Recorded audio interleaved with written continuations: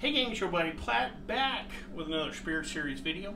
Today I'm going to be wrapping up the Scotch section by talking about the most desired, most accomplished, well-known style of Scotch, and that is the single malt Scotches. Real quick, a definition for single malt Scotch. Single malt Scotch is produced using only water and malted barley at a single distillery through batch distillation in a pot still. We talked about with blended Scotches that they were adding grain whiskey in, that used column stills, coffee stills, continuous distillation. They were blending also single malts from different distilleries. However, this is all done under one roof in a nice pot still in a batch. Real quick, what makes single malts unique is that term malt, and especially using malted barley. You can malt any grain, rye, wheat, what have you. Here we're using malted barley. Malted barley, besides being used in Scotch and other whiskeys, is also used in beer production. So it's not something that's rare just in Scotland, but it's how they malt it in Scotland that makes a difference. Real quick on the malting process. Basically what you do is you'll take a kernel, or you take that grain of barley, that kernel of barley, inside are starches that are saved for when that plant grows. Enzymes turn it into sugar for that plant to grow. We want that sugar for fermentation, so we have to kickstart the growing process, or we have to get it to sprout. They'll take that grain, they'll soak it for a day or two in water. That kicks in those enzymes that starts converting starches into sugar. We don't want that plant to actually grow because then it eats up the sugar. So we have to stop it. And the way it gets stopped is through drying out, using heat to dry out those grains and stop the process. For beer, and in most other situations, if I was making a whiskey here in the States, or whatever, grain whiskey to be blended into something else, we would use what's called a kiln or just a generic oven. If you're a home brewer, you could literally use the oven in your house to do this. And for beer, it's the amount of toasting, it's how much you toast that kernel that actually affects the color. If you just lightly toast it, you can use it for a light lager. If you practically burn it to where that kernel's a dark brown or almost black, that's the barley that you would use to produce a stout or a porter or a dark beer. Since the Scotch, they're not worried about the color because they're not just fermenting it, but they're also distilling it. They don't need to toast the grains through different colors. Also, too, think about Scotland's makeup. There's not a lot of trees there, so that unlike here in the U.S. and Canada, where they had plenty of trees to burn for fires to, again, dry out these grains, they had to use something called peat. What peat is decaying vegetable matter. Think about Scotland, Ireland, that part of the world. It's green all the time. Grass is always growing, but grass will die off, and then the next layer of grass grows on top of it, and so on and so on. And that matter, that biological matter, just kind of sinks and decays. However, over hundreds and thousands of years, it turns into the precursor to coal. If that peat bog was just to sit there for now hundreds of thousands of years or a million years, it would turn into coal. But after a few hundred years, it turns into something that you can actually use as fuel for a fire, like you would coal. They cut the bogs into bricks about this long or so, let it dry out, it turns hard, and they use it to start a fire. And that's how they originally created fires, to again toast these grains or dry them out and cook them to be used for the barley that made Scotch. Well, because they used peat, it gave it a unique smokiness that made their whiskeys unique to even malted barley based whiskeys in the rest of the world, because they had these peat bogs. Real quick on the peat concept, you may be thinking, well, wait a minute, if it takes hundreds and thousands of years to create peat and you guys are using it up now for Scotch, are we going to run out? They've started in Scotland realizing that dilemma, And what they do now is they realize, well, we just need a basic, any kind of fuel for the flame, we'll take that peat, grind it up into a powder, and sprinkle it over the flame, and we still get that classic smokiness without using up as much peat. So that's what's getting done now. Also too, it's the amount of time the grain is exposed to that peaty smokiness. They have a perforated floor. They'll lay out all this grain, and underneath that floor is where the fire is, and that smoke comes through. And it's the amount of time that grain's exposed to the smoke that determines the level of smokiness or peatiness in your whiskey. So that was a long way to get to tell you about what the peated malt and what again makes the malt part of single malt Scotch unique from Scotland. There are five major whiskey producing regions in Scotland. Each one has kind of a unique style. First we have the Highland region. Highland is the largest Scotch producing region in Scotland.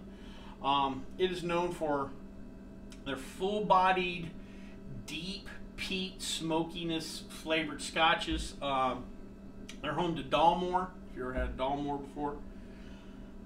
Next is the Lowlands. Lowlands are in southern Scotland. They are known to produce the lightest style of Scotch. If you're a blender, that's important to know. If you're wanting to offset, a heavier Scotch, a smokier Scotch, you know that, hey, I need to go to the Lowlands for something to create a little balance. Next is Speyside. Speyside is actually surrounded by the Highland region. It has a natural barrier. The Spey River kind of protects it from the Highland region. Speyside is home to the highest concentration of distilleries in Scotland. I want to say roughly half of the distilleries are located in Speyside. They are known for the most complex, sweet, elegant scotches from Scotland. They're home to Macallan. Just really highly thought of, complex single malts. Next is Campbelltown. Campbelltown only has 3 active distilleries. One of them is Springbank.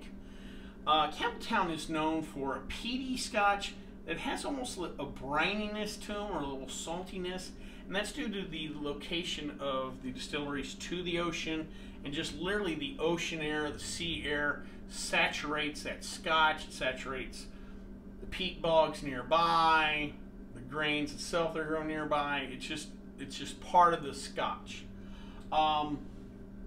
Fifth, we have Islay, I-S-L-A-Y, or it's pronounced Isla, actually. They are home to the smokiest, most intense flavored Scotches.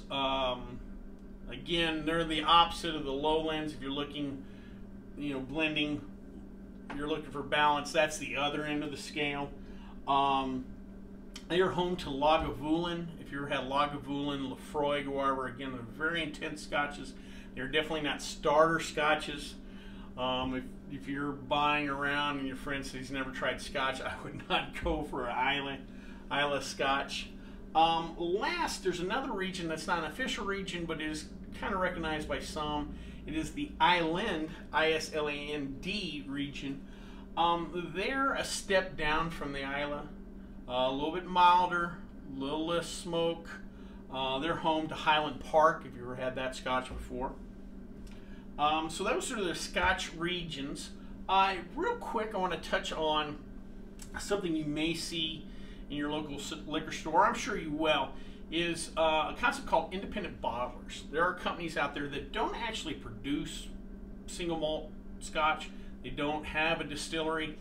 But what they go around and do is they'll buy a barrel of Scotch from Oban, Macallan, Glencanische, what have you.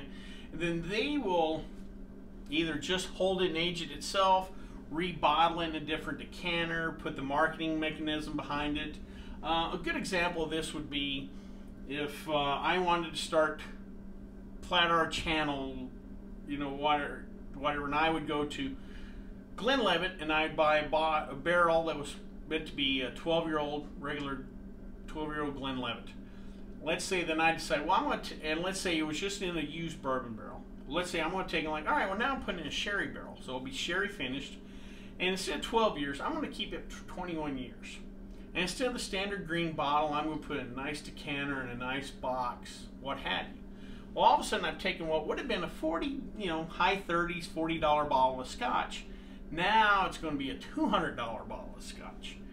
Even though it was just produced by Glenlivet in the same distillery, and it started off in pretty much the same barrel. But I've added a little bit of difference with the sherry barrel, and it kept it a little bit longer, but then I added a little marketing to it too. So that's, there's companies like Masters of Malt and Duncan Taylor. Little anecdote here. At my bar, we carry a Duncan Taylor product that's actually a Macallan 1969.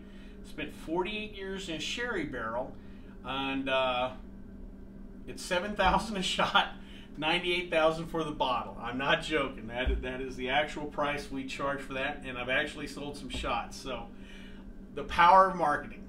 The particular Scotch we're going to try today is the Shieldaig Single Malt Scotch Whiskey. It's from Speyside. There is no age denotation on this, so all we know for sure is that it's at least 3 years old. Scotch is at least aged for 3 years, so all we know is it's at least 3 years old. Shieldaig is under the Ian MacLeod umbrella of Scotches. They do blends and single malts. They have 3 or 4 distilleries, but they have a total of 8 different single malts under their umbrella. It's a little similar to the way bourbon was in America. About 40, 50 years ago, there's really only, post-Prohibition, there's really only about 8 distilleries in the U.S. at the time, but there was more brands than that. Companies like Buffalo Trace had multiple bourbon brands under their umbrella, so this is similar to that. This company has several brands under their corporate shield. Let's give her a try.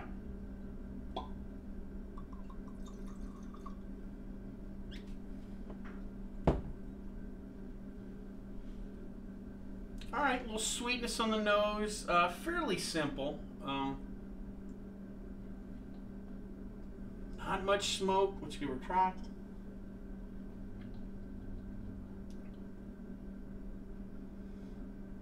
Sweet punch. The smoke's taken a while.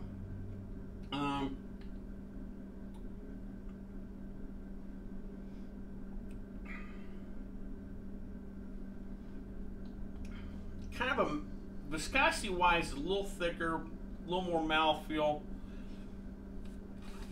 but not real complex. This is simple. This is simpler Scotch. Nice. Not offensive in any way.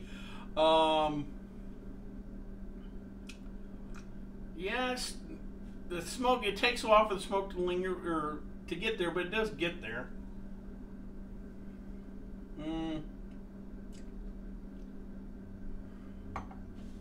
Man, maybe a slight honey. Not bad. In all honesty, you got a pretty good deal.